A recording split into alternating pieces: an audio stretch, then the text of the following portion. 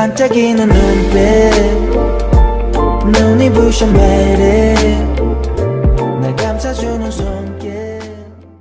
Baek Mi Ja, whose gambling addiction leads to a series of tragic events. Having lost all her own money and that borrowed from Mari, she faces financial ruin. Desperate to turn her luck around, Baek Mi Ja borrows a substantial sum from a loan shark, hoping to recover her losses. Despite her high hopes, she continues to lose money at the gambling tables, with each round making her situation worse. Baek Mi Ja compulsive gambling leads her to borrow even more money, designing increasingly dire loan agreements with the loan shark. Her attempts to win back her losses only deepened her despair as she lost all the borrowed money. Despite multiple failures, she clings to the hope that another attempt will change her fortunes. But ultimately, her situation becomes untenable. Meanwhile, Mari visits Do Jun, who is troubled by the financial burden caused by his mother borrowing money from her. Though Mari expresses her desire to be with Do Jun, he feels unable to meet her due to his own feelings of shame and his inability to resolve his issues. Do Jun expresses his wish to become a person who can confidently stand by Mari before resuming their relationship. Mari assures Do Jun of her unwavering support and willingness to wait for him. Despite the uncertainty of when he will be ready, they both acknowledge their feelings for each other but remain burdened by their respective troubles with no clear resolution in sight. Baek Mi Ja, overwhelmed by despair and burdened with a 1 billion won debt, feels her life has reached an end. After a failed attempt to end her life in the river, she returns home to find herself alone, engulfed by the cold emptiness of her house and the crushing weight of her debt. The loan shark's threats to increase the debt further if not repaid in a month adds to her desperation. Baek Mi Ja seeks help from her estranged daughter, Kim Ji-young, but is met with cold rejection. Kim Ji-young, now living under a different identity, refuses to assist, leaving Baek Mi Ja with no options. In utter despair, Baek Mi Ja decides to approach Gong Mari, who is her last remaining hope. As Baek Mi Ja sees Gong Mari walking alone, she notices a speeding car approaching her. Despite her fear and helplessness, Baek Mi Ja tries to save Gong Mari, but is paralyzed by the moment. She desperately runs towards Gong Mari, shouting to warn her as the situation unfolds in a tense slow-motion sequence.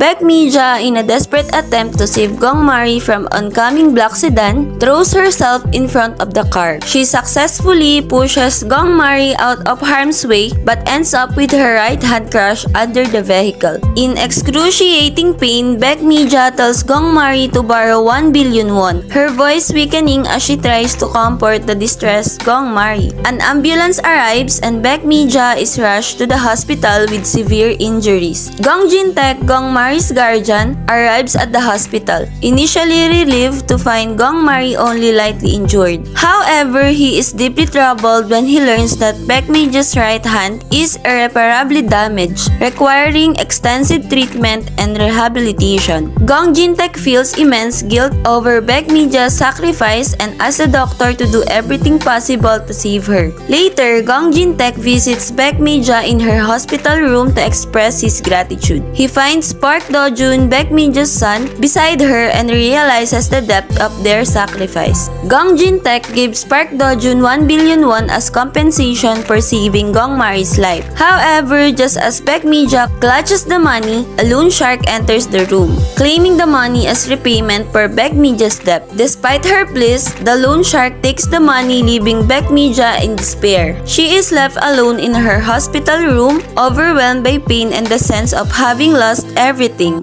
'Cause you are beautiful.